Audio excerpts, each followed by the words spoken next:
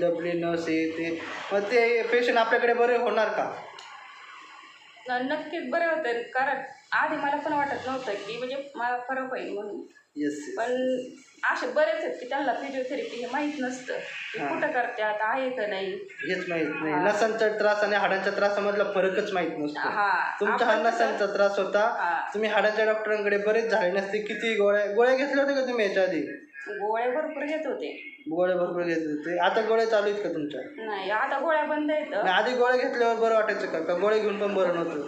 गोळ्या घेतल्यावर बरं वाटायचं. गोळ्या संपल्या की दुसऱ्या दिवशी परत चालू व्हायचं पुन्हा. म्हणजे तात्पुरता फरक पडायचा. बरं. तर मला सांगा, इथे किती पेशंट पाहिले, कसे कसे प्रकारचे पेशंट पाहिलेत का नाही पाहिले? नाही, पाहिले आहेत ना. म्हणजे कसं मणक्याची गादी सरकलेली, एका पेशंटचं बोटाचं असं वाकडं झालेलं होतं. दोघं पण बरोबर होऊन गेले. त्याच्यामुळं अजून पण बरे होऊ शकतात.